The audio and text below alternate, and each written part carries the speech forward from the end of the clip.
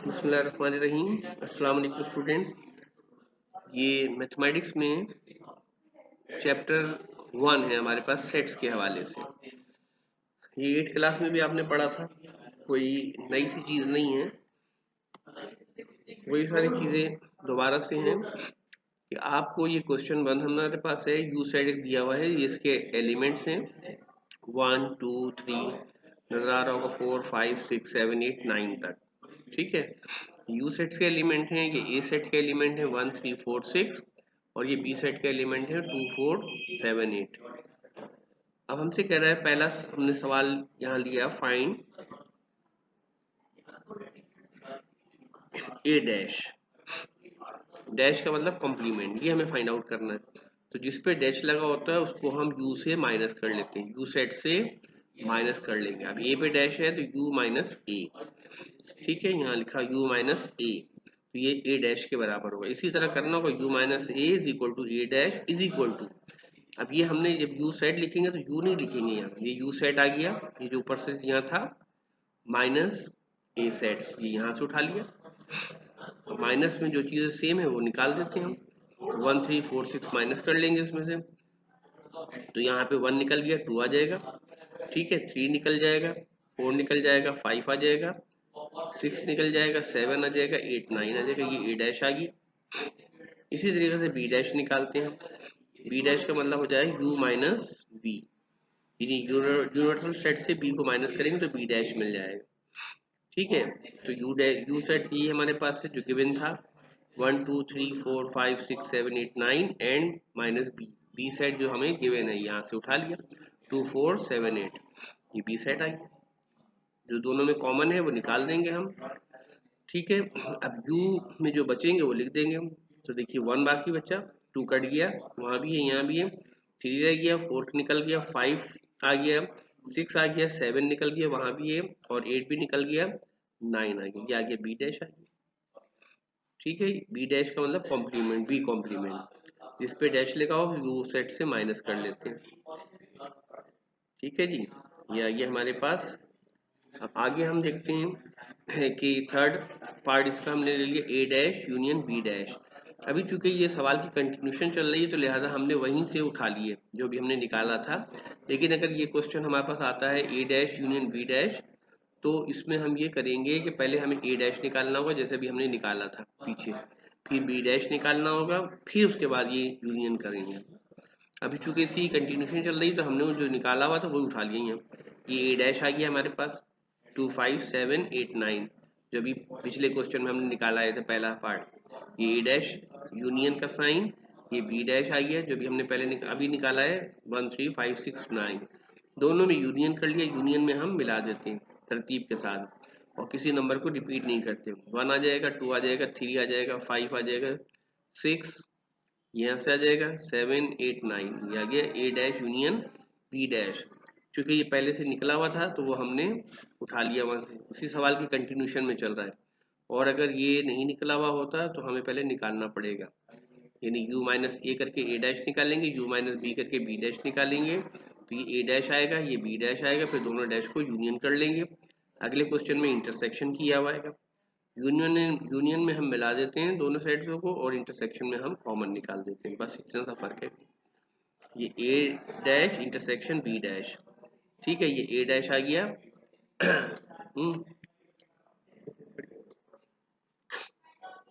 ए dash ये आ गया, intersection B dash, दोनों में कॉमन क्या आ रहा है, 5 कॉमन आ रहा है, यहाँ भी है, यहाँ भी है, 9 कॉमन आ रहा है, तो दोनों का इंटरसेक्शन आ गया, बस बाकी छोड़ दिया हमने।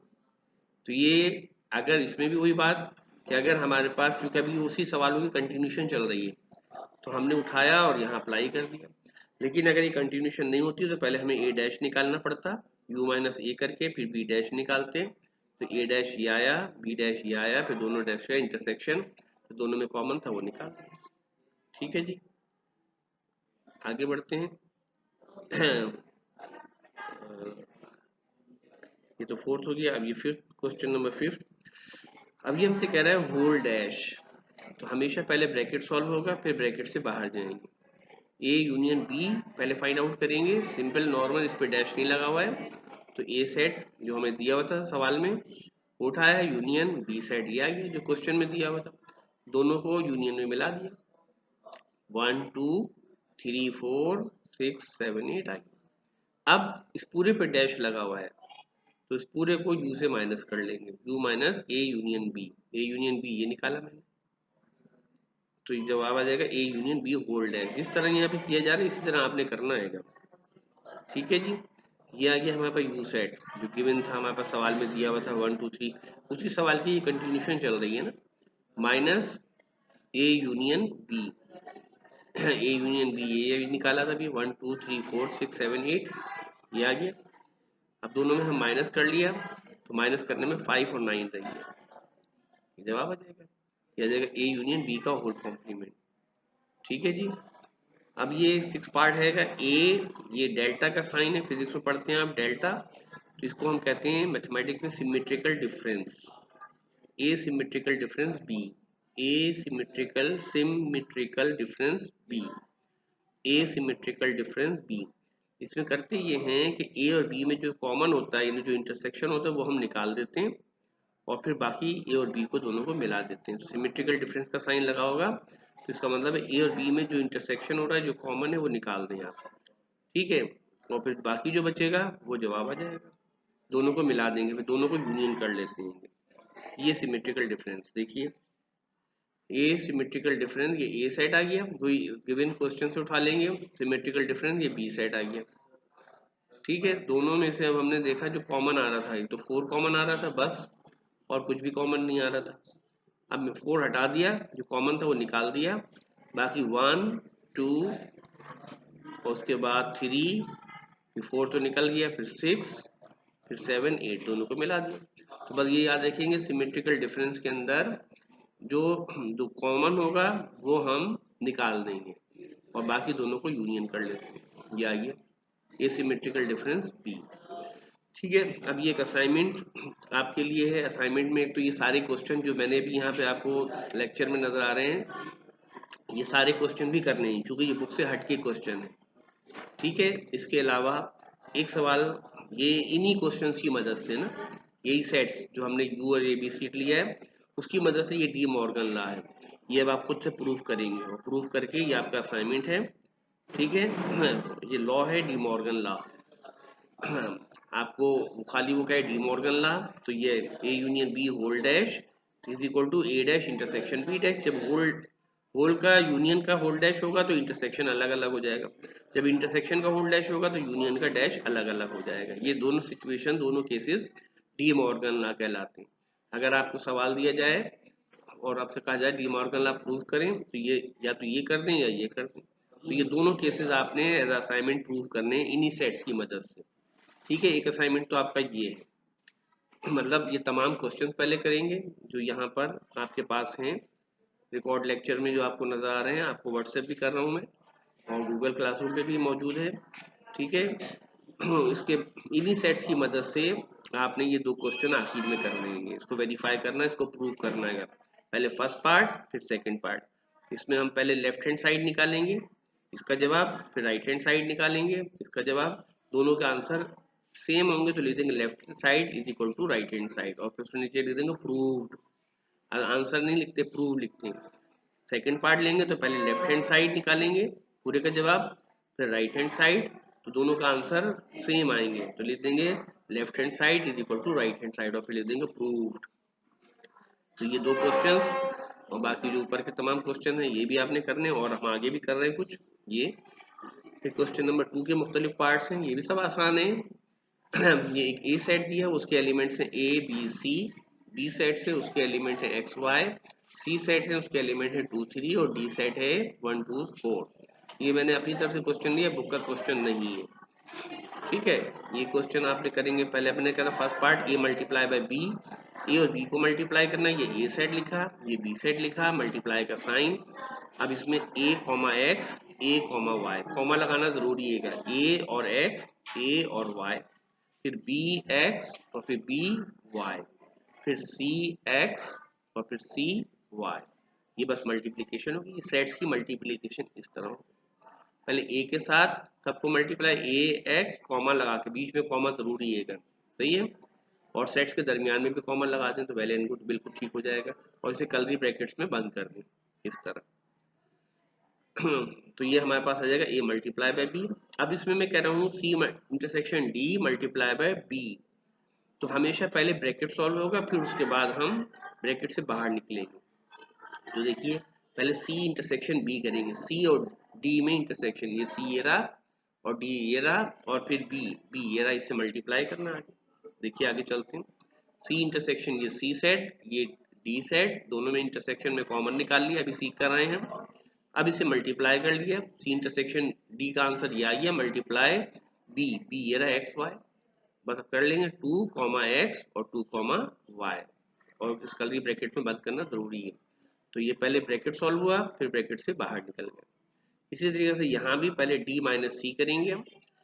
अब इसमें भी हम देखेंगे डी माइनस सी,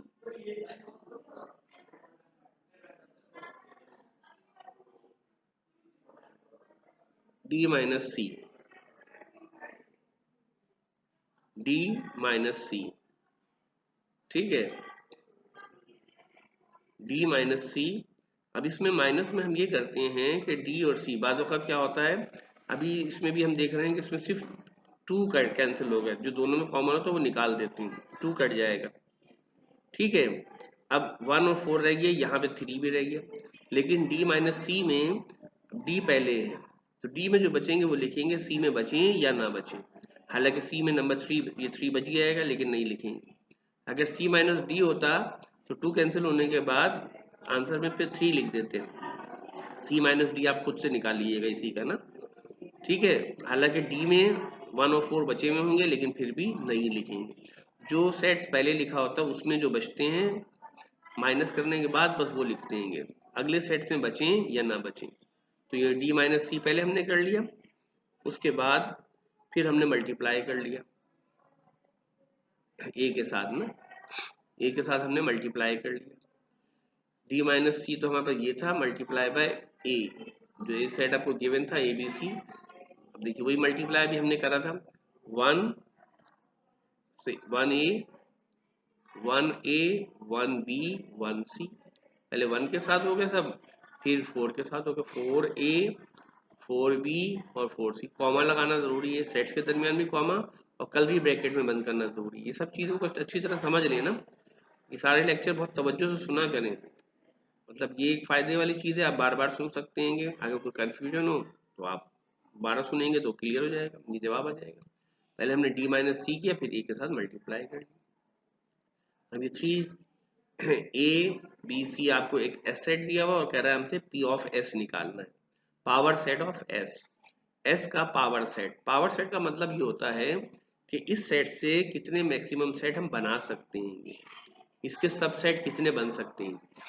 अब इसका एक फॉर्मूला होता है, ये भी याद रखेंगे, एमसीक्यू उसमें भी आ जाता है, फॉर्मूला होता है 2 की पावर n, ठीक है ना, 2 की power n subset, power set of s, s दिया उसका पावर सेट निकालना है, तो इसका फॉर्मूला होता है 2 की पावर n, n का मतलब नंबर ऑफ एलिमेंट, कितने एलिमेंट्स हैं 1 2 3, तो 2 की पावर 3, 2 की पावर 3 का मतलब 2 को 3 टाइम मल्टीप्लाई किया, 2 multiply by 2 multiply 2 to the 4 to the 8, तो 8 सेट बनेंगे इसके ना।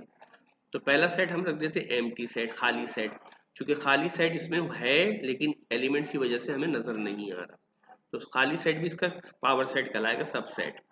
तो पहला हमने सब खाली सेट रख दिया, फिर ए का एक सेट बना दिया, फिर बी का एक सेट बना दिया, फिर सी का एक सेट, यानी इन्हीं की मदद से सेट बनाने हैं, ठीक है ना, उसको उल्टा भी नहीं कर सकते ना।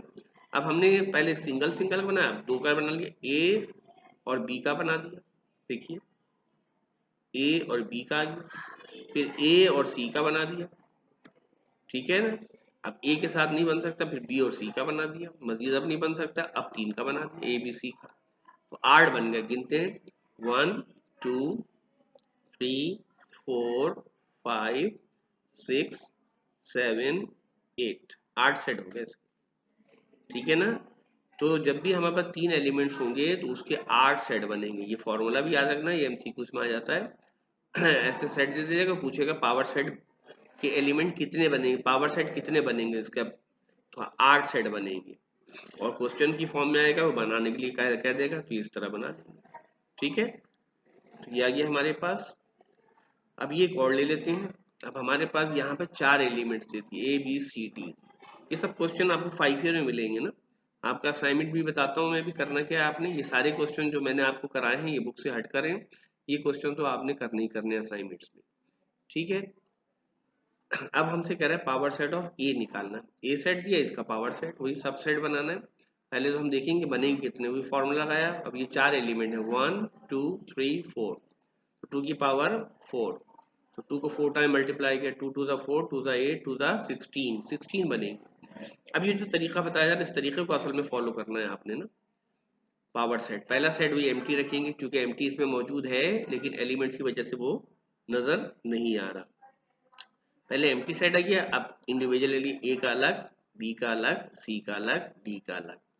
अब ए के साथ हम, मेरी बात सुनिएगा गौर से ना, ए के साथ हम 2 एलिमेंट लेते हैं, ए उसमें जरूरी है और उल्टा नहीं करना है, सीधा रखना है ना। जैसे ए बी ए नहीं कर सकते ना, तो ए के साथ 2 elements, A B, A C, A D. अब ए के साथ 2 एलिमेंट्स का नहीं बन सकता, बी के साथ 2 एलिमेंट का बना लेते हैं।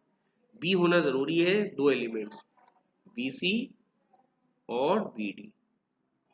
ठीक है ना, बी सी और बी डी, मजीद अब 2 के साथ नहीं। अब सी के साथ सी डी बन गया। अब 3 एलिमेंट ले लेते हैं लेकिन उसके अंदर ए होना जरूरी है। 3 एलिमेंट्स उसमें ए होना जरूरी है, A B C, A B D, ठीक है ना, ए सी डी। उल्टा हुआ नहीं होगा, सब सीधे होंगे और कोई सेट रिपीट नहीं होगा। अब ए के साथ मजीद 3 एलिमेंट्स का मजीद कोई नहीं बन सकता। अब 3 एलिमेंट्स का हमने लिए बी सी डी, 3 एलिमेंट्स हो, ठीक है। अब उसके बाद 4 ले लिए, ए बी सी डी का एक सेट बना दिया। अब हम गिनते हैं कितने हो गए, देखो 16 होने चाहिए, 1 2 3 4 5 6 7 8 9 10 11 12 13 14 15 एंड 16। तो ये पावर सेट हो गया, इसमें 16 ही सेट बनने चाहिए, यहाँ भी हमने बात की थी। कोई रिपीट नहीं हो रहा, कोई उल्टा नहीं हो रहा। जैसे ए सी ए नहीं बनेगा, ए डी नहीं बनेगा। ठीक है, जो तरीका समझाया है, पहले इंडिविजुअल्स का, फिर ए के साथ 2 का, फिर ए के साथ 3 का, फिर बी के साथ 3 का, और फिर चारों एलिमेंट का एक सेट आ जाएगा। तो ये है हमारे पास तरीक़ेकार। इस तरीके से ये सेट्स में यही सारे क्वेश्चंस हैं। अब आपका जो असाइनमेंट्स है वो ये है कि आपने ये सारे के सारे जो क्वेश्चन हैं जो लेक्चर में मौजूद हैं, ये सारे अपने एक पेपर पे, फुल स्केप पेपर, साफ सुथरे अंदाज में, जैसे यहाँ मैंने किया तमाम स्टेप के साथ, ये सब आप सॉल्व करें। और उसके बाद 10 ईयर्स पेपर जो हैं उसमें जितने भी सवाल सेट्स के आए हुए हैं, मैं आपको उसकी पिक्चर भी सेंड कर देता हूँ। सेट्स के हवाले से 10 ईयर्स पेपर के जितने भी क्वेश्चन हैं, मैं पिक्चर आपको सेंड कर रहा हूँ, वो सारे के सारे क्वेश्चन आपका असाइनमेंट है। ठीक है, ये क्वेश्चंस प्लस 10 ईयर्स के क्वेश्चन चैप्टर 10 के, इसे कंप्लीट करें और जब आप तशरीफ लेकर आए तो ये सारे क्वेश्चन आपके पास एज असाइनमेंट्स फुल इसके पेपर पर अलग से होने चाहिए। ये क्वेश्चंस और प्लस 10 ईयर्स के क्वेश्चन, मैं 10 ईयर्स के पेपर आपको सेंड कर रहा हूँ। ठीक है जी, उम्मीद है कि आपको समझ आया है। कोई प्रॉब्लम हो तो पूछ लीजिएगा, कोई मुश्किल हुआ करे तो उसको बार बार दिखा करें ना, तो इंशाल्लाह आपको समझ आ जाएगा। ठीक, ओके, अल्लाह हाफिज़।